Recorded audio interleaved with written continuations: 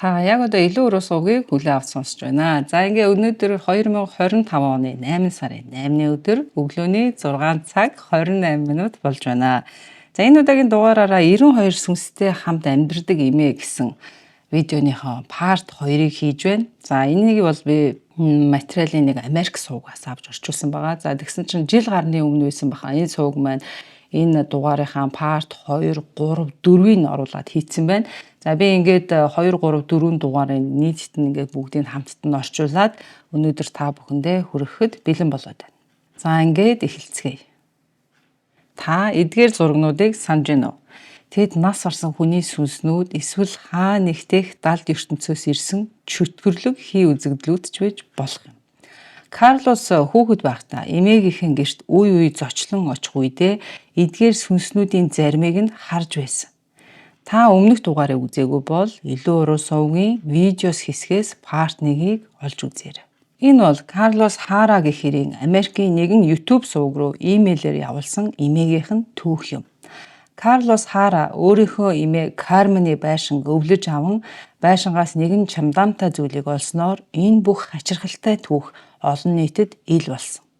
Чамдаамн дотор эдгээр аимшигтай зургууд, гараар бичсэн тэмдэглэлүүд байсан. Гэвч миний мэдээний их сурулж болсон энэ YouTube суваг Карлос Харагаас ирсэн бүх фото зургийг видеонууд дээрээ ил болгоогүй гэсэн юм. Зарим нэг гар бичмэл дээр Кармен болон түүний найз нар сүнс дуудах зан үйл болсон үйл явдлыг тодорхой бичээгүй байсан учраас бүдэг бадагхан шууд сонсогчдод хүргэх боломжгүй материал байсан. Тиймээс баримтыг нэмж судлах шаардлагатай болсон. Зарим тэмдэглэлүүд өдрийн тэмдэглэлтэй илүү төстэй байсан бол 7 дахь тэмдэглэлээс эхлэн сүнс дуудах зан үйл илүү шинжлэх ухааны үндсэлтэй болж ирдэг. Карманы бичсэн тэмдэглэлүүд дараах байдлаар бичигдсэн байсан. За нэгт зан үйл хийсэн газар он сар өдөр, 2-т туслахууд, 3 тайлбар, 4 итгэвцэн объект, 5 зан үлийн дуудлага үгс, 6 өмнөх дуудлагын дүгнэлтүүд ба тэр үед харагдсан гаж үзэгдлүүд, 7 үйл явдлын бүртгэл, 8 дүгнэлт.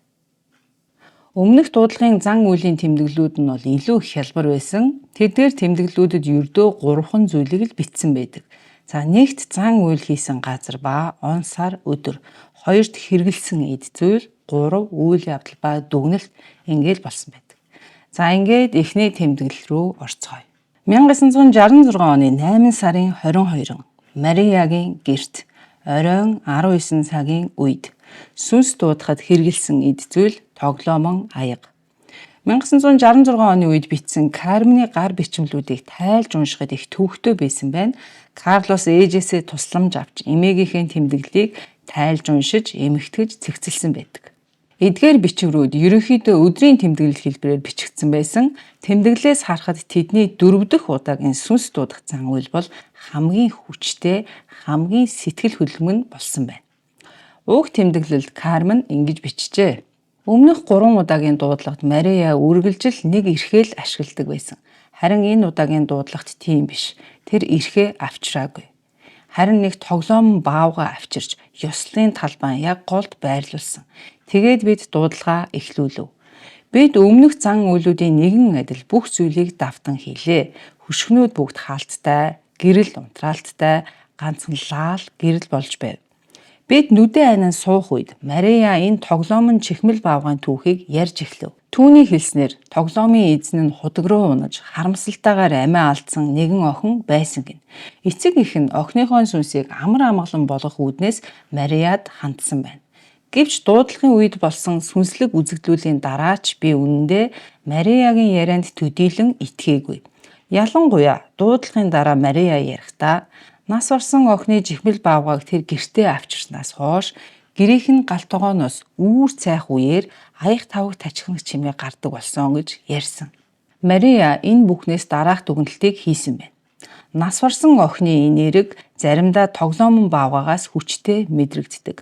Яг тэр мөчөөс л охины сүнсийг дуудаж болох юм байна гэсэн санаа Марияд итгэлтэйгээр төрсөн байна. Мария охины сүнс тоглоомын цайны аягнуудтай тоглохыг хүсч магадгүй гэж бодсон учраас энэ тоглоомыг нэмж авчирсан. Тэгээд охины сүнсийг дуудсны дараа Мария лааны тойргоос гарч тоглоомон баавгааг аван галтгооны өрөө рүү явсан. Тэр үед бид нүдээ нээж чадахгүй тойрог дотор суусаар л байв. Тиймээс Мария бидэнд юу хийж байгаагаа, юу болж байгааг галтгооны өрөөнөөс чанга дуугаар хэлж байлаа. Хэсэг хугацааны дараа тэр тоглоомон баавга, тоглоомон цайны аягнуудыг галтгооноос авчирч лааны тойргийн төвд байрлуулв. Тоглоом бол сүнс дуудахад хэрэгэлсэн өдөөгч эд зүйл байв. Мария тоглоомон баавгааг хуванцар хүүхдийн сандал дээр суулгахад охины сүнс Марияд яаж мэдрэгдсэнийг бид мэдрэх гэж хичээв. Бид нүдээ нээлгүйгээр сүнснээс ирж буй тухайн мэдрэмжийг хүлээж авахын тулд итгэлтэй, хүлээцтэй байх ёстой байсан. Сузана бид хоёр гараасаа барин нүдээ ансан хэвээр бараг 40 минут суусан. Мария хүүхдийн дуу хоолой гарган охины сүнстэй ярьж байгаа мэт үгсийг давтан хэлж байв. Тэр сүнсэнд хандаж цай уух цаг хамтдаа тоглоцгоё гэж хэлсэн.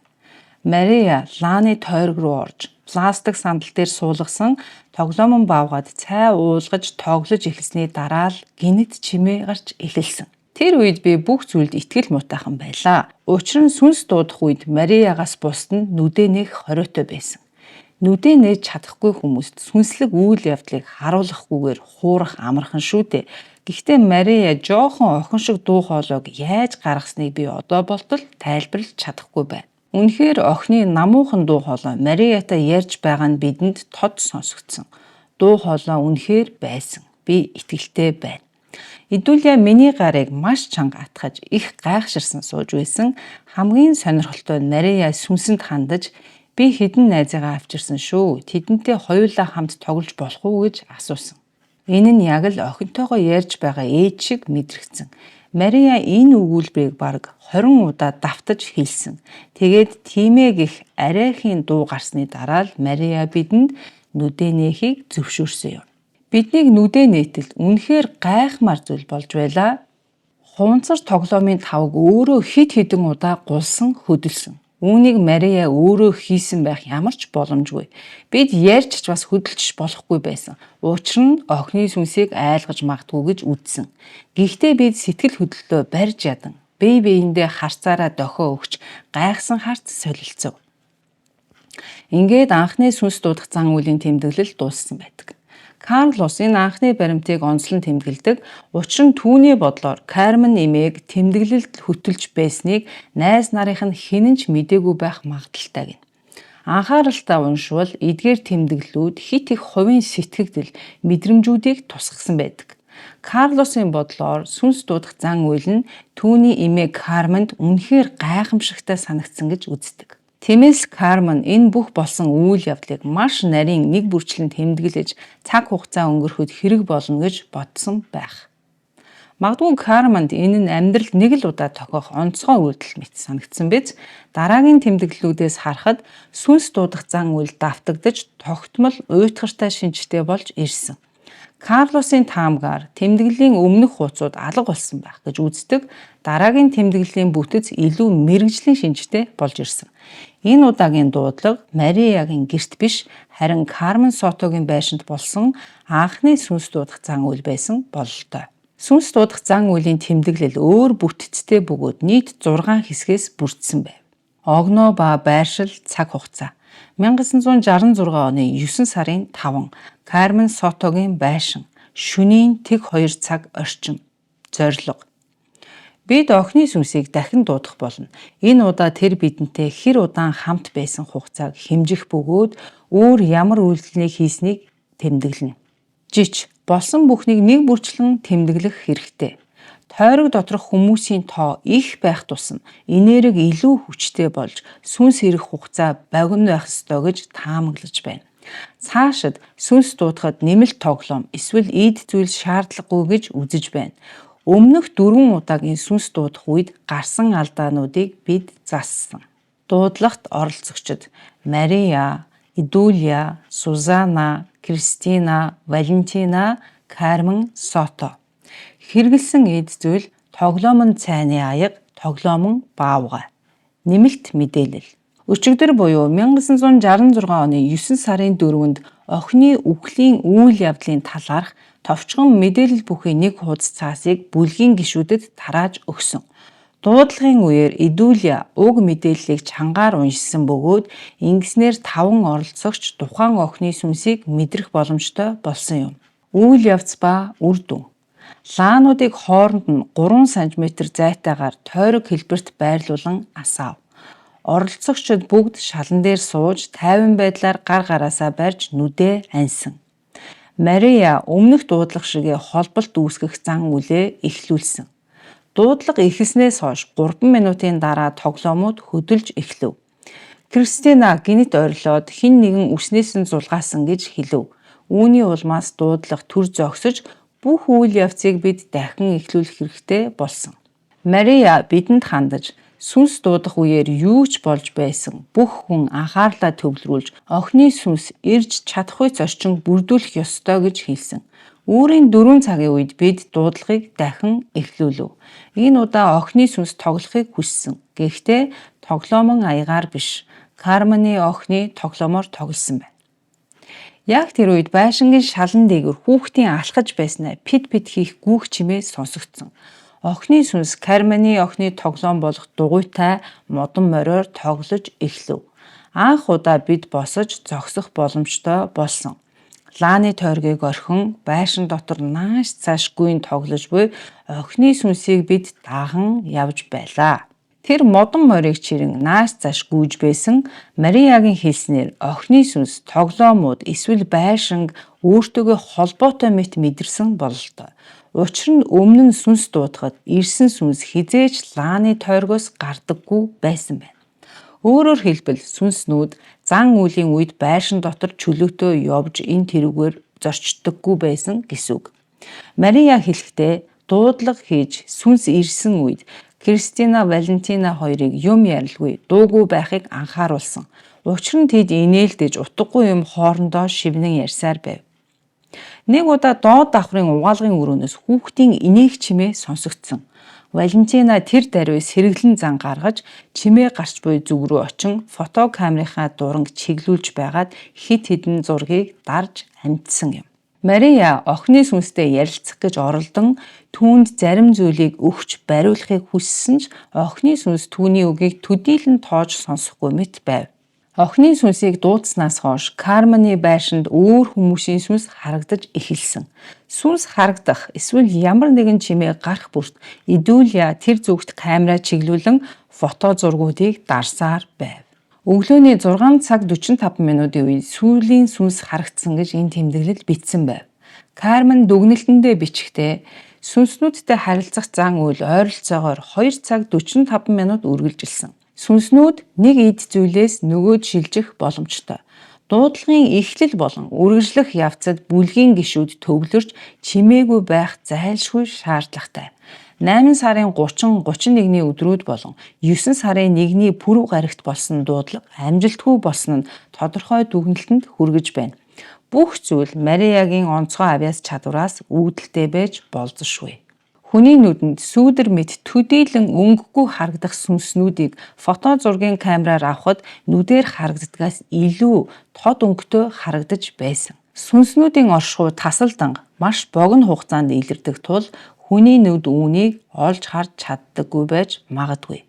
Идүлия сүнснүүд нэг зүйлээс нөгөө эд зүйлд асар хурдтай татагдаж шилждэг байх гэсэн онол дэвшүүлж байгаа бол Мария үүнд санал нийлэхгүй байна. Дараагийн дуудлагт охины сүнсийг модон мориор дуудаж үзэхээр төлөвлөж байна. Би зөвхөн амжилттай болсон сүнс дуудах үйл явцыг бүртгэж тэмдэглэсэн болно гэж Кармен бичсэн байна. Таны харж буй эдгээр тэмдэглэл бол бодит болсон үйл явцыг шинжлэх ухааны аргачлалд ойртуулан тайлбарлаж фото зургаар баримтжуулсан сүнс дуудах зан үйлийн тэмдэглэл юм. Эдгээр тэмдэглэлүүд нь Эд болон Лорен нарын паранормал үзэгдлүүдийн талаарх бодит туршлагатай төстэй санагддаг. Тэд ч бас сүнснүүд ихэвчлэн ямар нэгэн эд зүйлд шүглдэг гэж үздэг байсан. Хэрвээ энэ түүх зохиомол биш бол сүнстэй холбоо тогтоох арга нь яг энэ байж ч мэдэх юм. Учир нь сүнснүүд ямар нэгэн зүйлтэй холбоо шүтэлцээ үүсгэдэг. Тэгээд тэр энерги нь тодорхой цаг үед илэрдэгч байж болох юм. Карлос бидэнд бичгтээ яагаад сүнс дуудах зан үйлийг Карлосын эмээгийнх нь байшинд хийдэг байсан талаар мэдэхгүй гэдгээ хэлсэн. Дараагийн дуудлагт бүлэг модон морийг туршиж үзсэн байна. Гэвч энэ дуудлагын үр дүн дараагийн цуврал үйл явдлыг эхлүүлсэн байдаг. Энэ нь зөвхөн Мариягийн далд ертөнцийн талаарх мэддэг бүхнийг өөрчлөө зогсоогүй үл итгэгч бусад найзуудынх нь сүнс хий үзэгдэлд итгэх итгэл үнэмшлэгч оргонгоор нь эргүүлсэн байна. 6 дахь дуудлага. 1966 оны 9 сарын 9 Кармен Сотогийн байшин. Шөнийн тэг 1 цаг 57 минут. Зорилго. Охины сүнс модон морноос салахгүй байж магадгүй. Учир нь тэр байшингаас явхаас өмнө хамгийн сүүлд хүрсэн зүйл нь модон морь байсан. Хэрвээ дээрх орлого амжилтгүй болвол тоглоомын аягнуудын иж бүрдэл болон модон морийг хамттан дуудлагт ашиглана. Оролцогчид: Мария, Идулия, Сузана, Кристина, Валентина, Кармен Сото. Хэрэгэлсэн эд зүйлс: модон морь, тоглоомын цайны аяга. Нэмэлт мэдээлэл. Тоглоомыг үл харгалзан охины нас барсан түүхийг ашиглан түүний амиа алдах үедээ мэдэрсэн гунигт мэдрэмжийг бид дотроо мэдэрч дуудлагыг эхлүүлэхээр шийдсэн. Идулия дуудлагыг удирдан зан үйлийн хэллэгийг чангаар уншив. Үйл явц ба үр дүн. Лаануудыг хооронд нь 3 см зайтайгаар тойрог хэлбэрт байрлуулан асаав. Оролцогчид бүгд шалан дээр сууж тайван байдлаар гар гараасаа барин нүдээ анцгаасан байв. Мариягийн хувьд өмнөх дуудлагын адилд сүнстэй холбогдох оролдлогоо эхлүүлсэн. Гэвч энэ удаад 90 минутын турш оролцсны дараа сүнснээс ямар ч хариу үйлдэл ирсэнгүй. Мария дараа нь тайлбарлахдаа модон морь тоглоомын аягнууд магадгүй нас барсан охины эд зүйл биш байсан учраас сүнсийг дуудаж хүчрэхгүй гэж үзсэн. Өдөөгч эд зүйл нь ихэвчлэн маш хүчтэй сэтгэл хөдлөлийн энергийг өөртөө шингээсэн байх шаардлагатай. Харин Кристина өөр онол дэвшүүлсэн нь бид зан үйлийн үед хүний сэтгэл хөдлөлийн бүх спектрийг хэрэгжилж үзэх хэрэгтэй гэж хэлсэн.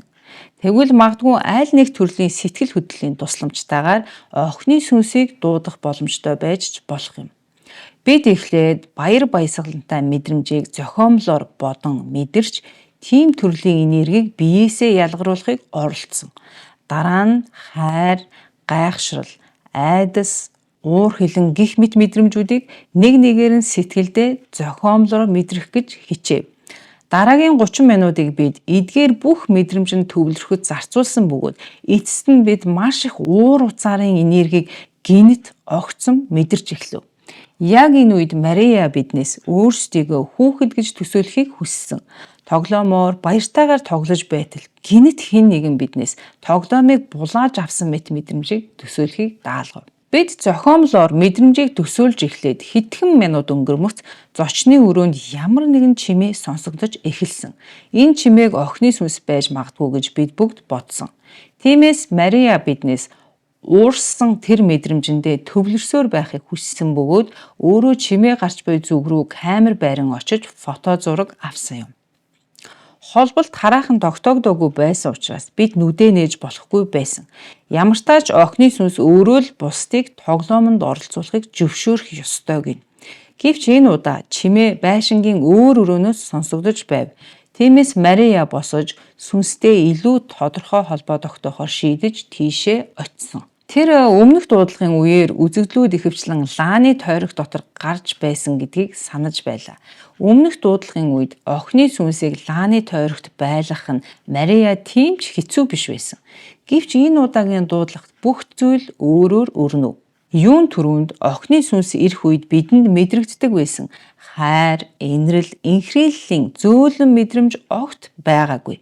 Тэнд ирсэн сүнсний бидэнд мэдрүүлсэн энерги бол маш хүчтэй уур хилэн байсан. Магадгүй энэ удаа уур хилэнгийн энерги ямар төрлийн сүнс ирэхэд нөлөөсөн байж ч болох юм. Дуудлагын үеэр тэд дууд чимээнээс өөр зүйлийг олж хараагүй. Тэд хэд хэдэн удаа зураг авсан боловч ихэнх зураг дээр ямар ч дүрс буугаагүй байна. Гисэн хэдий ч авсан бүх зургнуудын дундаас нэг зураг маш чухал онцгой зүйлийг ил болгожээ. Тэр хүн хэн байсан бэ? Магадгүй тэр хүний сүнс гэж хэлж болох байх. 6 дахь удаагийн сүнс дуудах зан үйлд оролцсон бүлгийн гишүүдийн хэн ч зураг дээр буусан сүнсийг таниагүй. Тэд санамсаргүй байдлаар дарсан 2 зурган дээрээс үл таних сүнсийг олж харсан. Кармен, Мария болон бусад оролцогчид баримт бичигт дараах дүгнэлтэнд хүрсэн байдаг. Магадгүй энэ тоглоомонд тухайн эрэгтэй хүний сүнс хорогдсон байсан бах. Уур хилэнгийн мэдрэмжээр дамжин түүний сүнс гарч ирсэн ч байж болзошгүй. Ямар нэгэн байдлаар тэр хүн нас барах үедээ энэ тоглоомтой холбоотой уур бухимдлын сэтгэлээ тээж үлдсэн байх магадлалтай. Харамсалтай тэмдэглэл түүний хэн байсан талаар огт мэдээлэл байгаагүй. Тэд үл таних сүнсийг хэн болохыг олж мэдсэн эсэх нь тодорхойгүй байна. Гэхдээ эндээс нэг зүйлийг баттай таамаглаж болно. Энэ үеэс эхлэн тэд ямар ч эд зүйл сүнстэй холбоотой байж болзошгүй гэдгийг ойлгосон. Үүнээс хойших дуудлага бүрт бүлэг Кармены байшинд янз бүрийн эд зүйлийг авчирдаг болсон. Зарим эд зүйлийг хэрэглэн сүнс дуудах үед тэд үнэхээр гайхамшигтай итгэмээргүй сүнсний фото зургуудыг авч чадсан байдаг. За ингээд part 3 эхэлж байна. Кармены амьдралыг 5 үндсэн шат болгон хувааж болно. Эдгээр үе шат нь паранормал үзэгдлийг анх илрүүлснээс эхлээд тэр нь түүний амьдралыг бүрэн эзэмдэх хүртэл үргэлжилсэн үе юм. Үүний үр дүнд уг байшинд хамгийн аимшигтай сүнснүүд шүглж буцаж яваагүй үлдсэн байдаг. Карлосын хүүхэд насны амьдралын хамгийн айдас төрүүлэм туршлагыг тэдгээр сүнснүүд авчирсан юм. Энэ видеонд та Кармены амьдралын сүнсний хар бараан ертөнцид нэвтэрсэн 15 гэрэл зургийг үзэх боломжтой. Эдгээр зургууд танд хүнд маш нягт хар энергийг мэдрүүлж магадгүй. Зарим зургууд дээр байх сүнснүүдийг Карлос хүүхэд байхдаа харж харьцаж байгаагүй гэжээ. Бас охины сүнсийг ч тоглоомон баавгаагч Карлос харж байгаагүй. Кармен эмээгийнх нь охины сүнсийг дуудах үед тэдэнд тохиолдсон зүйлсээс дүгнэхэд Карлосыг баг байхад цамцнаас нь татсан нэгэн тэрхий үзэгдэл бол магадгүй охины сүнс байсан болов уу гэж боддог гэнэ. Тарган эр. Энэ бол нээлтийн үе шатны хамгийн нууцлаг хий үзэгдлүүдийн нэг. Тэр анх удаа Кармены охины тоглоомыг өдөөгч зүйл болгон ашигласны дараа гарч ирсэн. Тэр эхэндээ хөл нүцгэн ууралсан аав хүн хүүгийнхэн өрөөрөө шийтгэхээр алхаж байгаа мэт шалан дээр чанга дэвсэлж буй хөлийн чимээ гаргасан байна. Кармен энэ талаар тэмдэглэлтэй бичгтээ тарган эрэгтэй сүнс харагдсны дараа бүлэг анх удаа бутарсан. Энэ зургийг авсны дараа Кристина айцаасаа болж бүлгээс шууд гарсан. Учир нь дуудлагын үеэр тарган эрийн сүнс гарч ирэхэд маш аимшигтай энергийг бид мэдэрч байсан. Сүнснээс тэсхийн аргагүй өмхий ялзарсан үнэр үнэртэж байв. Дараа нь чанга, эмх замбраагүй, пит пад хийх хөлийн чимээс сонсогдож эхэлсэн бөгөөд аажмаар түүний дүрс нүдэнд тодорч эхэлсэн. Өмхий үнэрийг бид тэсч болохоор байсан ч тарган эрийн сүнсний дүр төрх үдшгүй муухай байсан юм. Охины сүнснээс ялгаатай нь энэ сүнс доод түвшний хэлбэлцлийн энергитэй үхснийхэн дараа цогцсон нилээд ялзарч муудсан мэт харагдаж байв. Түүний цээжин хэсэг нь нүцгэн байсан бөгөөд яг л ялзарсан цогц шиг харагдсан. Пимбитлээ хөөж хөх ниц болсон байдалтай байв. Мария энэ дуудлагыг зогсоохыг оролдож лаануудыг унтрааж өдөөгч зүйлсийг хураав. Гэвч тэр тарган эрийн сүнс тэднийг хараагүй мэт эсвэл үл тоомсорлож байшин дотор ууртаагаар алхсаар байв. Энэ нь тэдэнд хэтэрхий их дарамттай бас аимшигтай байсан тул Кристина, Сузана болон Валентинанаар байшингаас гарсан. Зөвхөн Мария, зураг авсан Идүлия, мөн Кармен гурвал гэрт үлдэж энэхүү хий үзэгдлийн уг үндсийг ойлгохоор шийдсэн юм. Сүнс явж өнгөрсөн газар бүрт хүйтэн агаар мэдрэгдэж байсан бөгөөд Идүлиягийн хэлснээр тарган эрийн сүнс толинд тусдаггүй байсан гин. Гинэт тарган эрийн сүнс галтгооны өрөөлөө орсноо гинэтгэн тэндээс алга болсон. Дараагийн өдөр нь Мария дахиж дуудлагт оролцож чадахгүйгээ хэлсэн. Энэ бүхнийг хийх нь Христийн эсрэг зүйл мэт санагдаж, эдгээр ийд зүйлсээс гарч ирж буй сүнснүүд улам бүр аимшигтай болж байгааг хэлсэн. Түүнд энэ бүх зүйл нэг л буруу мэт санагдаж маш их айсан байв. Бусад гишүүд Марияг бүлгээс гарах шийдвэрийг хүндэтгсэн ч дуудлагыг зогсоогоогүй. Карманы дүгнснээр магадгүй энэ сүнс өөрийгөө ялзарсан, өмхирсэн дүр байдлаар санаж байгаа нь түүний жинхэнэ дүр төрх биш, харин үгснийхээ дараа өөрийнхөө биеийг тийм байдалтай байхыг харсан дурсамжийг л бидэнд харуулахыг оролдсон байхаа гэж үзсэн байна. Гэр бүл. Бүлгийн гишүүд удалгүй дахин уулзсан. Энэ нь магадгүй хүчин чармаалт шаардсан. Учир нь тарган эрийн сүнс харагдсанаас хойш Мария дуудлагт оролцохоо больсон юм. Мариагийн далд ертөнцийн мэдлэг болон зөн билгийн авьяас нь хүмүүс туслахад зориулагдсан болохоос хідэн залуухан охтын сониуч занг хангахад зориулагдаагүй гэж тэр үзсэн бололтой. Кармен бүлгийн гишүүд дундаас үг ярианы баялагтай, хүнийг ятхан итгүүлэх авьяастай эмэгтэй байсан тул ямар нэгэн аргаар тэр Марияг ятгаж бүлэгт эргэж авчирсан байна. Карлосын таамагласнаар эмээ нь Марияд мөнгө төлсөн байх гэж үздэг. Учир нь эмээ Кармен нь ямар нэгэн болохгүй байгаа зүйлсийг үргэлж мөнгөөр зохицуулдаг эмэгтэй байсан гэнэ. Дараагийн сүнс дуудах зан үйлээ хийхдээ тэд нилээд хуучны эд зүйлийг ашигласан. Энэ нь Идүлиягийн авчирсан эд зүйл байсан бөгөөд олон эзэн дамжсан бараг 100 жилийн түүхтэй мөнгөн ширээний хэрэглэл байжээ. Тэд хэсэг хугацаанд мөнгөн эдлэл тус бүр дээр ямар сүнс байгааг мэдхийг хүсч дуудлага хийсэн ч амжилтыг олоогүй. Гэтэл гинэт нэг зүйл харагдаж эхэлсэн. Заримдаа тэр сүнс ганцаараа гарч ирдэг байсан бол заримдаа хамтрагчтайгаа үзэгддэг байв. Бүлэг энэ хий үзэгдлүүдийг тэмдэглэлд гэр бүл гэж нэрлсэн. Учир нь ихэнхдээ нэгэн зэрэг хид хідэн сүнс хамт үзэгддэг байсан байна. Тэдгээрийг ээж болон түүний хүүхдүүд гэж Кармен нэрлсэн. Гэхдээ тухайн сүнс нь магадгүй тэдний эгчин ч байсан байж болох юм. Яг тодорхой тэр нь энэ нь гэж ялгаж болохооргүй байлаа. Учир нь тэдгээр сүнснүүд заримдаа тод харагдаж, заримдаа бүдэг бадаг тасалдсан мэт үзэгддэг байсан. Сүнснүүд үзэгдэх үедээ гол төлөв бүлгийн гишүүдийг ширтэн зогсдог байв. Тэр үед тэд фото зураг авч амждаг байсан. Карманы тайлбарласнаар тэдгээр сүнснүүд яг л удаан анивчих гэрэл шиг харагддаг байсан. Нэг газар гинэт гарч ирээд ямар ч хөдөлгөөнгүйгээр эргээд гинэт алга болдог. Бүрэн итгэхгүй байдалтай байдаг гин. Гэвч гэр бүл гэж нэрлсэн бүлэг сүнстэй холбоотой нэгэн сонин зүйл тохиолдсон. Карманы бичснээр хэд хоногийн дараа ээж мэт харагдсан сүнс Карманы байшинд сэм эргэлдэх болсон байна. Түүний зургийг авах гэж оролдсон ч яг төгс агшныг барьж авахд хэцүү байсан. Энэ сүнс олон удаа гарч ирж үзэгддэг байсан ч ганцхан удаа өдрийн цагаар л түүний зургийг авч чадсан байна. Хамгийн жихүүдэс хүргэм зүйл бол Карлос хүүхэд байхдаа энэ эмэгтэй сүнсийг огт харж байснаас сандаггүй. Гэтэл Карлосын ээж нь 9 нас хүртлээр харж байснаа сандаг байна. Энэ эмэгтэй сүнсийг. Карлосын ээж хүүхэд байхдаа тэр эмэгтэй сүнсийг хэд хэдэн удаа шүн өөрийнх нь өрөөнөөс гарч явахыг харж байсан бөгөөд ээжээсээ буюу Карменаас хэн болохыг нь асуухад Кармен охин минь битгий тэр бол авга эгч чинь шүү дээ гэж хэлдэг байсан гэнэ. Эмэгтэй сүнс цөөн хэдэн удаа үүрээр Карлосын ээжийн орных нь хөлд очин суудаг байсан. Тэр сүнсийг орон дээр суухад матрасан дээр хүн сууж буй мэт хонхоодог байсан ч Карлосын ээж зөнгөөр сүнсийг өөрийнх нь ээж биш энэ бол эмэгтэй сүнс гэдгийг мэдэрдэг байсан байна. Учир нь эмэгтэй сүнс ямар ч дуу чимээ гаргалгүйгээр өрөөнд орж ирдэг байсан. Тэр бүр хүлээх нь алхах чимээгч таньдаг болсон байна. Хэдий тэр эмэгтэй сүнс Карлосын ээжэд хизээж хор хөнөөлтөй зүйл хийгээгүйч зөнгөөр нэг л сонин жигтэй хүний сүнс гэдгийг мэдэрдэг байсан. Эмэгтэй сүнс өрөөнд орж ирэх бүрд Карлосын ээж асар их айдаст автдаг байсан учраас сүнсийг ирснийг мэдмэгц ихэвчлэн унтаж буй дүр эсэгдэг байсан байна.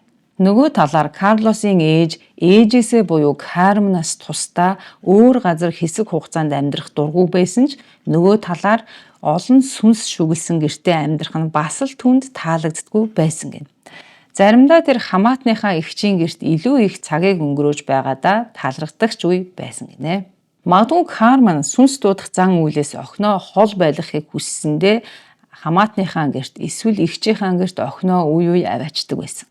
Учир нь эхний сүнс дуудах зан үйлийг гэртээ хийж эхлэх үед Кармены охин буюу Карлосын ээж жоохон хүүхэд байсан гэдгийг ч бас бодолцох хэрэгтэй.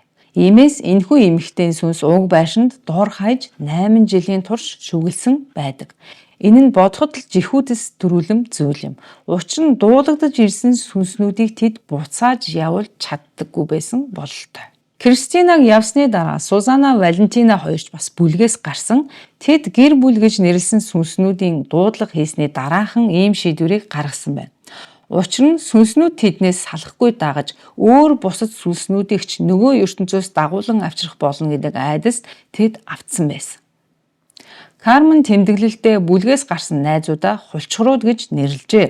Тэр нэмээд эргэж буцсан хүмүүсгүйгээр бүлгийн уур амьсгал бүрч дээрдэнэ гэж дүгнсэн. Учир нь бүлгийн зорилго бол эдгээр сүнснүүдтэй харилцах, тэднээс өөрсдийн мөн чанар болон нас орсны дараах амьдралын тухай асуухад оршиж байсан.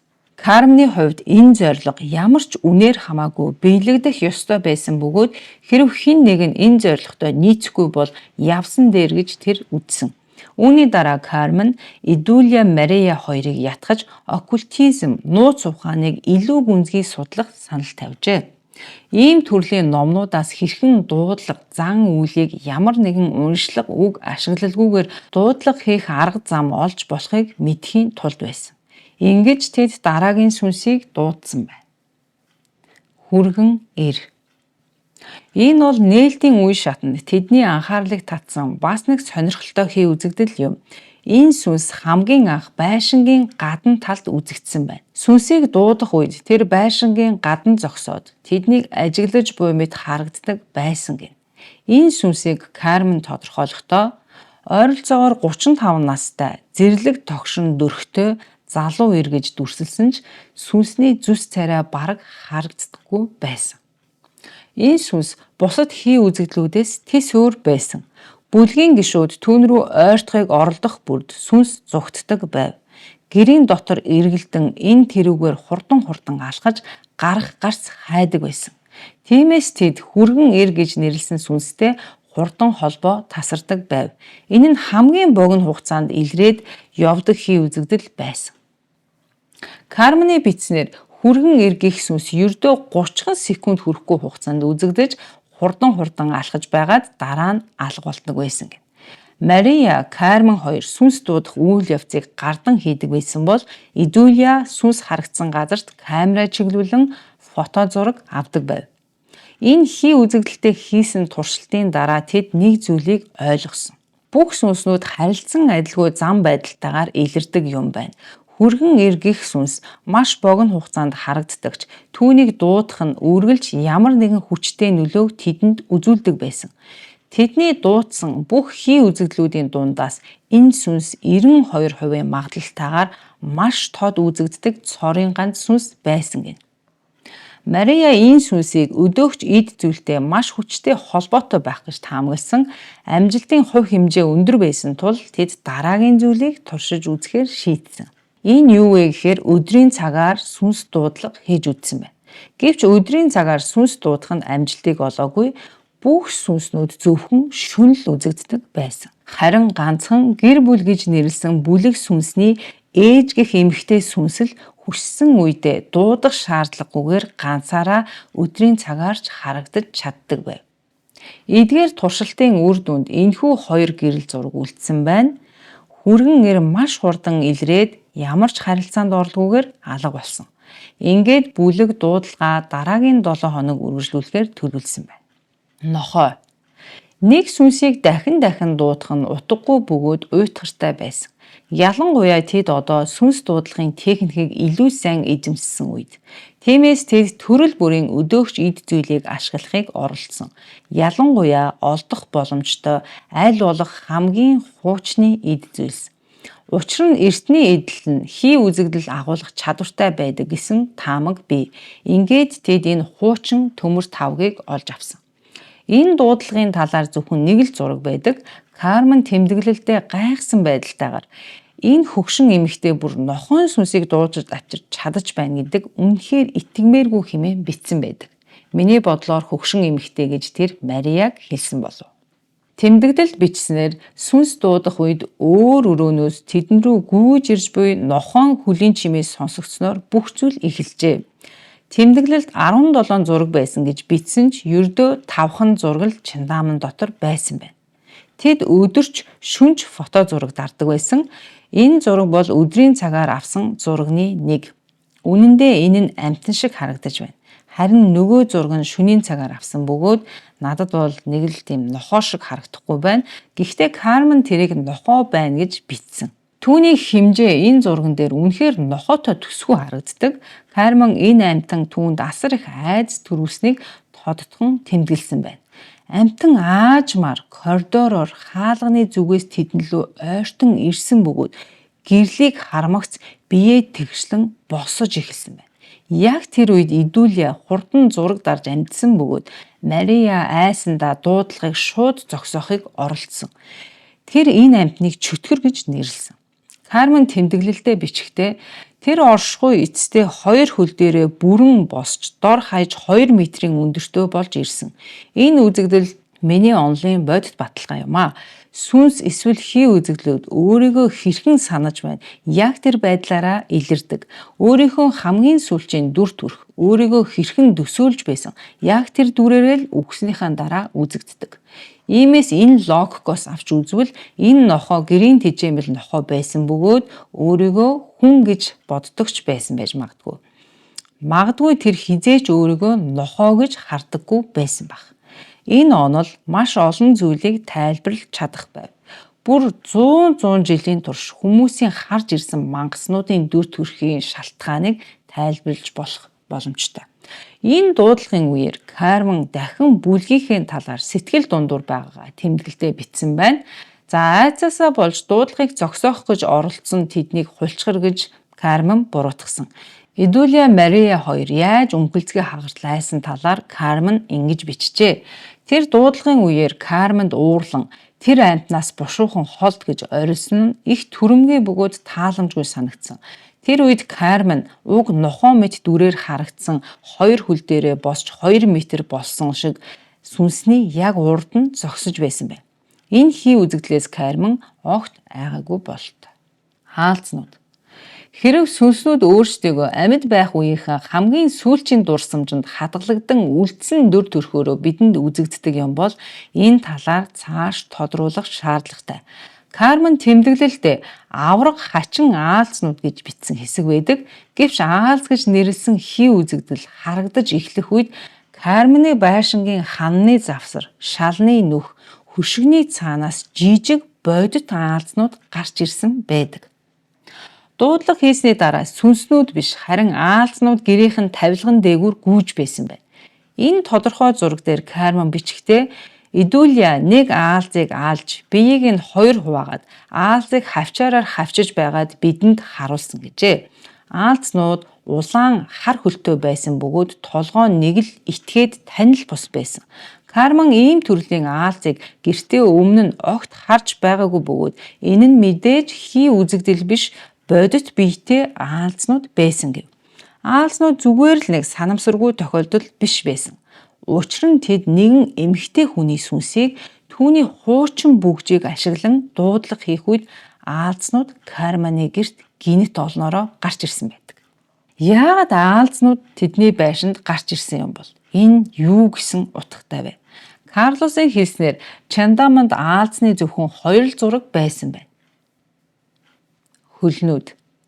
Энэ удаагийн тэмдэглэлийн дэлгэрэнгүй эхлэхээс өмнө нэгэн зүйлийг тодруулъя. Кармен тэмдэглэлийнхаа захад нэгэн жижигхэн тэмдэглэл бичиж үлдээсэн байдаг. Тэр бичгтээ эмэгтэй сүнс дахин надад харагдлаа. Энэ удаа бүр охины маань өмнө. Би сүнсийг охиныхоо өлгийнийхэн дэргэд зогсож байхыг харсан. Би охиноо дуудлагын зан үйлд оролцуулах талаар магадгүй бодож үзэх хэрэгтэй байх. Ямар ч тач энэ тухай Мариягаас асууя гэж бичсэн байв. Гэвч энэ тэмдэглэл байгаач Кармен өөрийн охиноо сүнс дуудах зан үйлд оролцуулж байсан гэсэн ямар ч нотлохоо байдаггүй. Мөн Карлосын ээжэд ч энэ тухай ямар нэгэн дурсамж байдаггүй байв. Гагцхүү олон жилийн дараа энэ бүх зураг тэмдэглэлийг олсноор Карлосын ээж Кармен буюу өөрийнхөө ээжийг үзэн яддаг л болсон.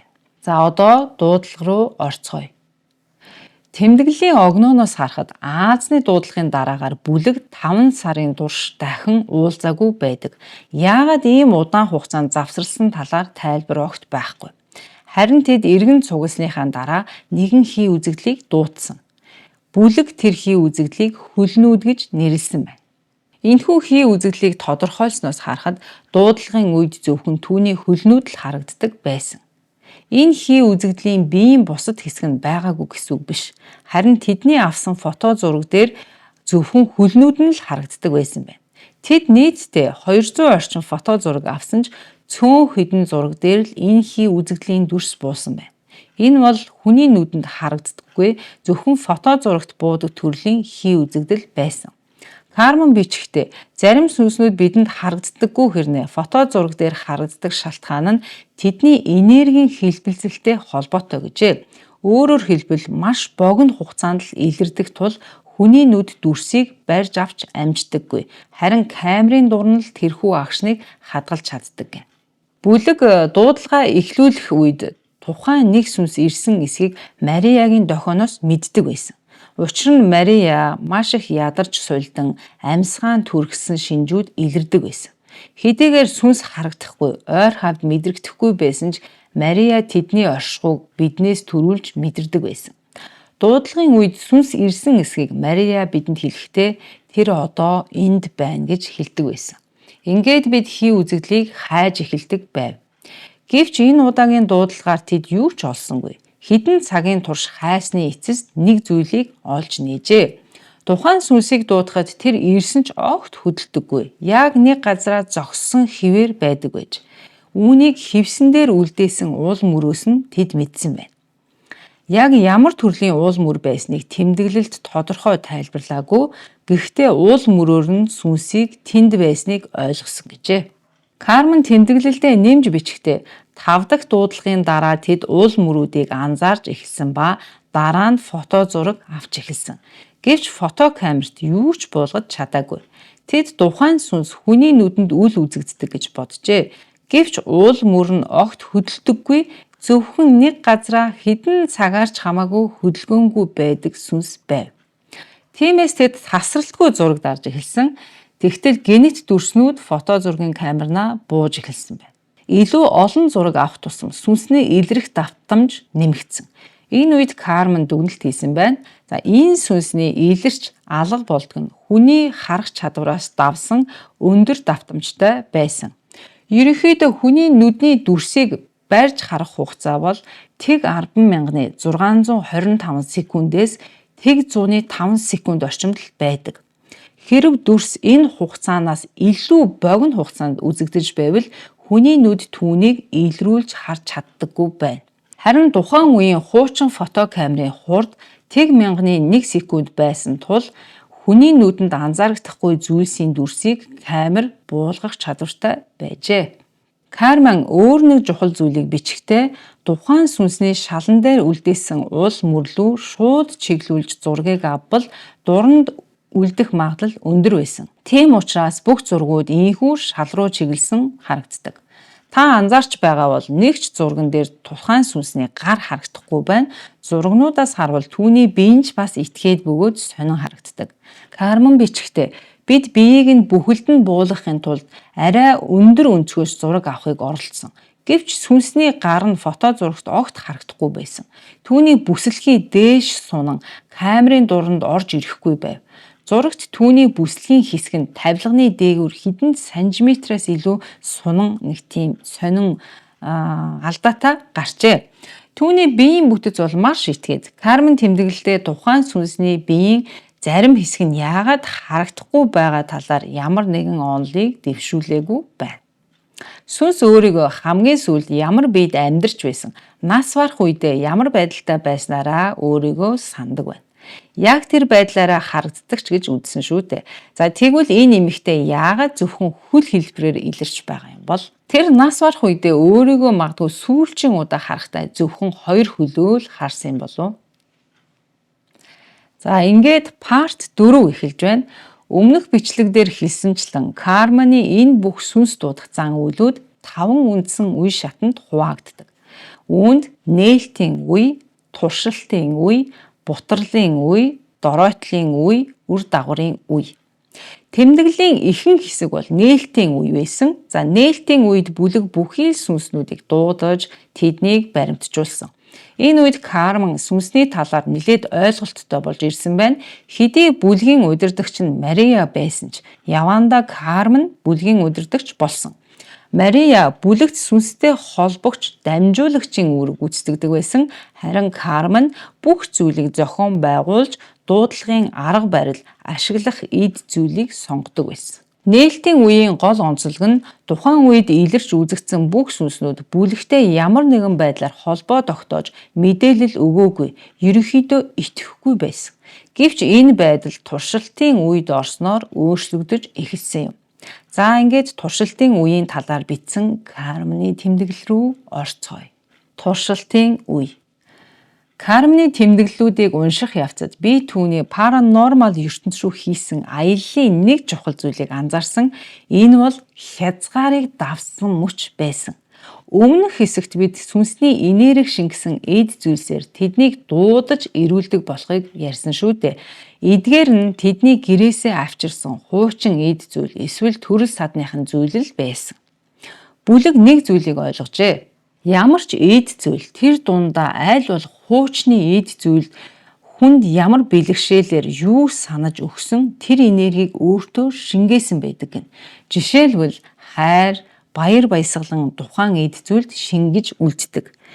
Эзэн нь нас орсон байлаач эдэлж хэрэглэж байсан зүйлсээр нь тухайн хүний сүнсийг дуудаж авчрах боломжтой гэнэ. Энэ хэсэгт ямар нэгэн онцгой байдлаар холбогдож үзэгдсэн бүх хий үзэгдлүүдийг нэгтгэсэн. Кармений 3 найз бүлгээс гарсны дараа сүнс дуудах дуудлагууд улам бүр цөөрж эхэлсэн. Ийхүү урт хугацаа өнгөрсний дараа тэмдэглүүд дээр нэгэн шинэ нэр нэмэгдэн бичигдэх болсон. За тэр шинэ гишүүнийг Миранда гэдэг байв. Тэр энэ тэмдэглэлд гинэтхэн гарч ирсэн бөгөөд түүний талаар мэдээлэл, тайлбар огт байдаггүй. Миранда гэх эмэгтэй хэрхэн бүлэгт орсон, Кармен түүнтэй өмнө нь танил байсан эсэх юу ч тодорхой бус байна. Зөвхөн Мирандагийн бүлэгт оруулсан хувь нэмрүүд л тэмдэглэлд үлдсэн байдаг. Амьтад. Энэ хэсэгт бүлэг амьтдын сүнсийг дуудаж эхэлснээрээ онцлогтой. Эхнээсээ л фото зурагнаа буулгаж чадсан олон амьтны зургууд гайхмаар байсан. Зургуудад олон муур, хид хідэн нохой, мөн өөр гэрийн тэжээвэр амьтдыг санагдуулан хачирхалтай амьтад ч байсан.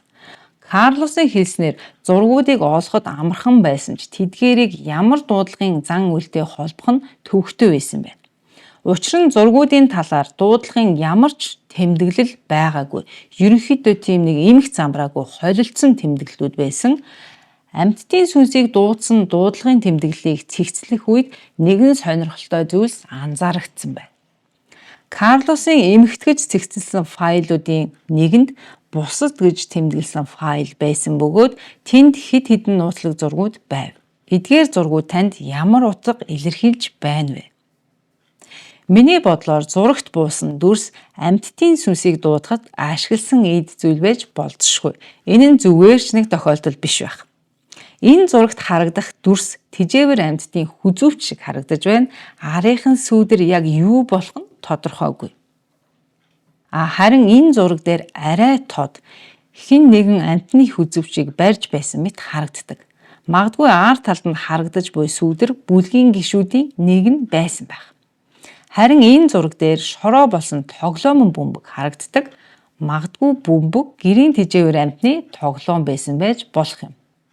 Ихэнх амьтдын зургуудын хувьд тэмдэглэл маш энгийн байдаг. Зүгээр л тухайн амьтны гадаад төрхийг дүрслэн бичсэн байна. Гэхдээ амьтны сүнсийг ямар эд зүйл ашиглан дуудсан талаар нарийн мэдээлэл огт байдаггүй. Файлд ойролцоогоор 20 орчим зураг ирсэн. За зураг тус бүрийг нарийн дэлгэрэнгүй тайлбарлах шаардлагагүй болов. Учир нь зургуудын зарим нь хоорондоо маш төстэй энгийн л харагддаг. Дуудлагын үед үргэлж Идүлия фото зураг авч харин Мария сүнс дуудах зан үйлийг гардан явуулах үүрэгтэй байсан ч шинэ гишүүн Мирандагийн үүргийг тэмдэглэж бичээгүй байсан. Ямар нэгэн сүнсийг дуудахад заавал эд зүйл шаарддаг. Тэгэхээр тэд хаанаас ийм олон үхсэн тэжээмэл амьтдын эд зүйлийг олсон юм бол. Карман амьтдын сүнсийг дуудсан талаарх тэмдэглэлүүддээ он сар өдрийг бичсэн байдаг. Бүлэг нийтдээ 20 удаа амьтдын сүнсийг дуудах дуудлага хийсэн байна. Ингээд асуулт руу орцгоё. Тэд эд зүйлсийг хаанаас олж авдаг байсан бэ? Нээлтийн үеийн бүх тэмдэглэл дээр эд зүйлс хэнийх бол хаанаас олсон талаар маш тодорхой бичдэг байсан. Бүх эд зүйл эзнийхээ түүхийг өгүүлэх бөгөөд тодорхой тайлбар дагалддаг байсан. Гэтэл энэ удаад зарим тэмдэглэл дээр зүгээр л хуучин бөмбөг гэж бичсэн байна. Ер нь бол Идүлиягийн гэрээс олдсон гэх мэт тайлбар дандаа дагалдаж явдаг байсан. Харин энэ тохиолдолд бүлгийн гишүүд ямар нэгэн тэжээмэл амьтантай эсэх талаар огт дурдаагүй байна. Энэ зургийг тогтож харвал тенсний бөмбөг шиг харагдаж байна. Яг л шороон дотроос ухаж гаргасныхаа дараагаар шууд л зургийг нь авсан юм шиг. Харин энэ зураг их сонирхол татдаг. Анхааралтай ажиглавал миний бодлоор энэ нь толгойгүй нохой бололтой. Уг тэмдэглэлдээ Карман ийхүү бичжээ. Шинэ гишүүн Миранда ургамлын хандтаа ус бэлтгээд бөмбөгийг хандалсан ус руу хийсэн. Үүний дараа Мария ёслолыг эхлүүлв. Хэдхэн минутын дараа амьтны хүлийн чимээ сонсогдсож эхэлсэн. Гэвч дуудлагын эхний хэсэг бусад дуудлагын адил жирийн л үргэлжилж байв. Харин хамгийн оргил мөч болох амьтны сүнс харагдах тэр үед тэр сүнс өөрийгөө толгойгүйг мэдэж байгаа юм шиг бодлаантай, төөрөлдсөн байдалтай байсан. Тэр нохойн сүнс хаа сайгүй хөдөлж хоёр хөл дээрээ цоройн зогсож байсан. Нохой гэртээ ирэх эзнээ угтахдаа хан тавилга дүшиж зогсож байгаа юм шиг хоёр хөл дээрээ цоройж байсан.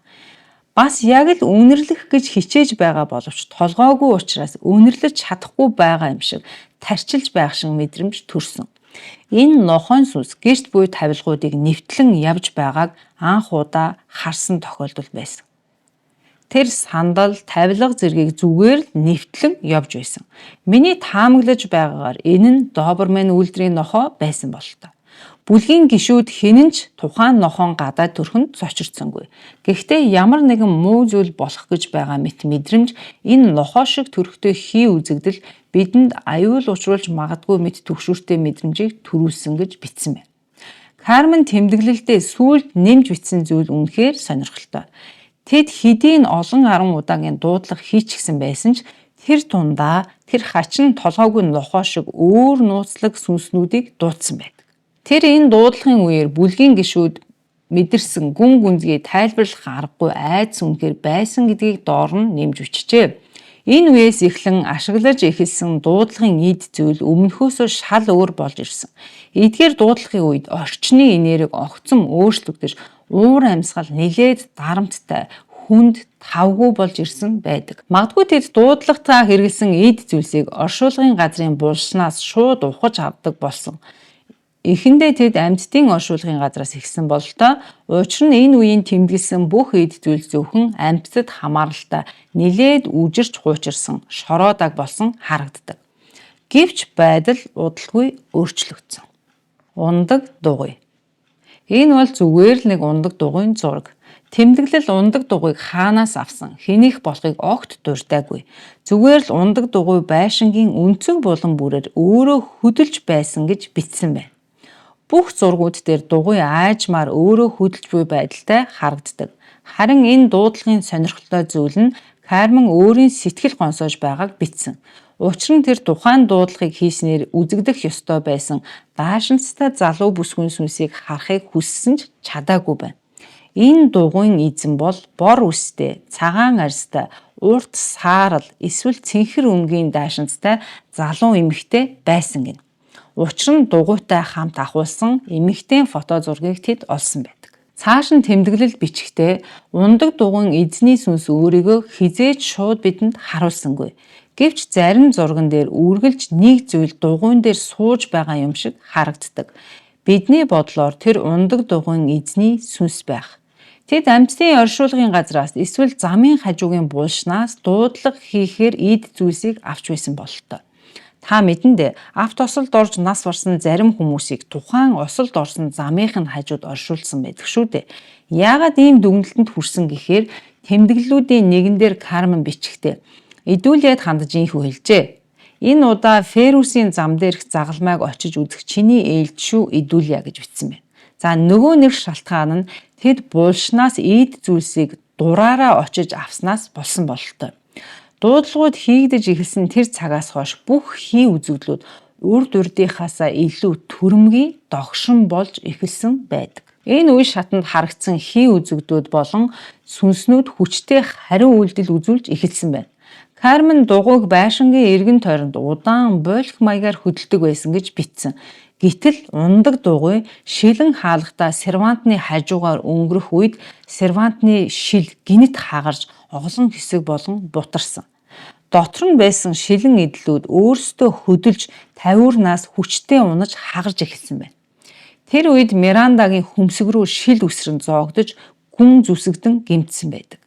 Кармен болон Миранда хоёрын хөл рүү олон жижиг шилний хилтерхий шигдэж гүн шарх авснаа бичсэн байна. Энэ нь ганцхан сервантны хаалганы шил хагарснаас биш, дотор нь байсан ваарнууд болон чимэглийн шилэн баримлууд ам орсон мэт ийш тийш өсчин хагарч байсантай холбоотой байжээ. Кармен тэмдэглэлдээ бичснээр гинтээгүй ганц байсан хүн бол Мария бөгөөд тэр тухайн үед ойр байгаагүй учраас гин. Хэдэн сарын дараа тэд дахин цугларсан ч Мария өөрчлөгдсөн байв. Мария холбоог тогтоож дуудлагыг эхлүүлчихэд шууд явдаг болсон. Миний таамагласнаар шилэн эд зүйлс хагарсны дараа Мария бүлгийн туршилтуудад оролцохыг хүсээгүй боллоо. Ингэж явсаар тэд хамгийн аимшигтай дуудлагыг хийсэн байдаг. Гар. Тэмдэглүүд дахин нэг өөрчлөлтөнд орсон байна. Жишээ нь тэмдэглэлд олон хэсгээс бүрдсэн тайлбаруудыг хийсэн байв. Нэгэн сүнсийг дуудсны дараа гарны тухай бичсэн байна. Магадгүй тэд эмэгтэй хүний сүнсийг дуудсан байх. Тэр дуудлагын үеэр Мария байхгүй байсантай холбоотой дуудлага гажуудсан, эсвэл аимшигтай зүйл болж ирсэн байх магадлалтай. Кармны бичснээр тэд эхлээд тавилгын нэг хэсгээс ямар нэгэн чимээ сонссон. Тэнд очиж үзэхэд далайд живж буй хүний гар цөхрөнгөө барсан байдлаар саргунан хөдөлж буй мэт гарыг харсан. Гар гарч ирэх үедээ ойр орчимдөө байсан бүх эд зүйлийг эвдэн химхэлж унгаж сүйдэлж байсан байна. Энэ гар үзэгдэх үедээ тавилгуудын завсраас эсвэл хоёр ханны дундаас эсвэл хоёр тавилганы дундаас гарч ирдэг байсан гэнэ. Карлос эмээгийнхээ тэмдэглүүд дотроос гарны зургийг олж харсны дараа хүүхэнд насанд нь тохиолдож байсан нэгэн аимшигт явдлыг санджээ. Юу гэхээр Карлосыг бүр жоохон байхад унтаж байх үед нь ямар нэгэн зүйл хөлнөөс нь чанга атгсан гэнэ. Карлос хүүхэд байсан учраас зүүдэллээ гэж бодсон ч дараа нь хөл нь хэд хоногийн турш өвдсөн бөгөөд одоо бодохноо энэ гар гих сүнс байсан байх гэж таамаглажээ. Энэ зургийг тэмдэглэлд тахилч гэж бичсэн байна. За магадгүй санваартан ламч байж болох юм. Бид энэ зургийг part 1 буюу өмнөх дугаар дээр харуулж байсан. Кармен тахилчийн талаар тэмдэглэлдээ энэ хий үзэгдэл үргэлж харанхуй дундаас биднийг ширтэж байгаа мэт харагддаг. Яг л бидний нүглийг шүүж буй мэт. Тэр хизээж хөдөлдөггүй, бас ганц ч үг хэлдэггүй. Идүүлья түүнд ойртох гэж оролдсон ч тэр ямар нэгэн аюул төсөөлхийн аргагүй айдас мэдэрснээсээ болж сүнс рүү ойртож чадсангүй. Тахилч гэх хий үзэгдэлд ойртгол юм бол чамайг гэмтэн яг л могой руу очиж түүнийг барьж авах гэж буй мэт анхааруулах дуу хоолой сонсогдсон гэжээ. Энэ хий үзэгдэл маш харанхуй байх үед л зөвхөн үзэгддэг. Бид түүнийг ердөө 2хан удаа л харж чадсан. Тодруулбал 72 дахь удаагийн дуудлага дээр. 72 дахь удаагийн дуудлагын үед тэд бас өөр нэг сүнсийг дуудсан байна. Карлос хүүхэд байхдаа тахилч гэх хий үзэгдлийг харж байгаагүй гэсэн. Кармен энэ хий үзэгдлийг толб гэж нэрлсэн байв. Магадгүй тэр сүнс ганц удаа л харагдсан учраас толб гэж нэрлсэн болтой. Сүнсийг дуудахад ашигласан эд зүйлсийг тэмдэглэлд бичсэн боловч баллаж дээрээс нь дарсан байсан.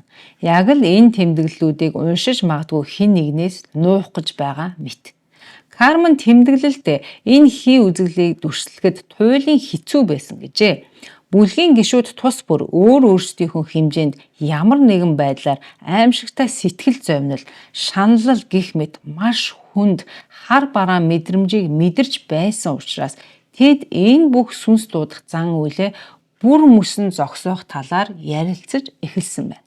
Энэ сүнсийг дуудах үед чихэнд чийстэй сонсогдох чахрах чимээ гарч байсан. Энэ чимээ Кармены чихэнд асар хүчтэй сонсогдсон гэж бичсэн байдаг. Түүний чих хүчтэй чимээнээс болж өвдсөн нүдэрээ харсан аимшигтай зүйлийг харахад л ойлгомжтой болсон юм.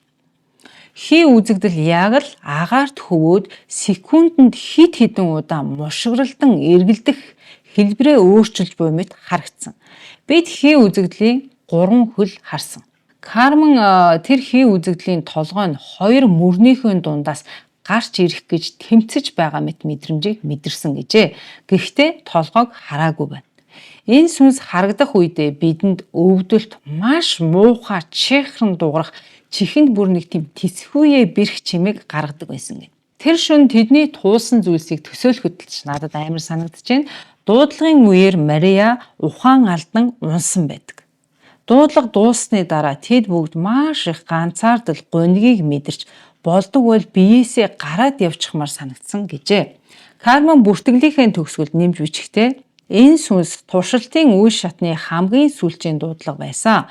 Туршилтын үе шатанд тэд төрөл бүрийн дуудлага хийх зан үйлийг туршиж үзсэн бөгөөд зарим нь ургамал болон тусгай зан үйлд хэрэглэдэг элементүүдийг ашиглаж байсан.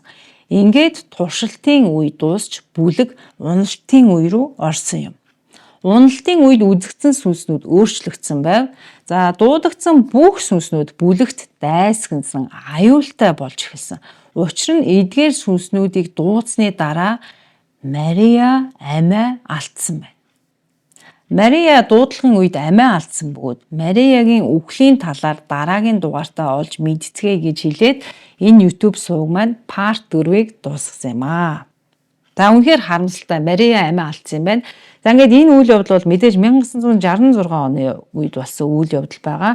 За ингээд энэ YouTube суваг маань бол part 4-ийг хийсэн байсан. Part 5 бол хизээ орохыг мэдэхгүй байна. За ингээд хүлээн авсан сонсон та бүхэндээ баярлалаа. Энэ удаагийн дугаар маань ингээд дуусч байна. За дараагийн дугаараар уулзтаа баяртай.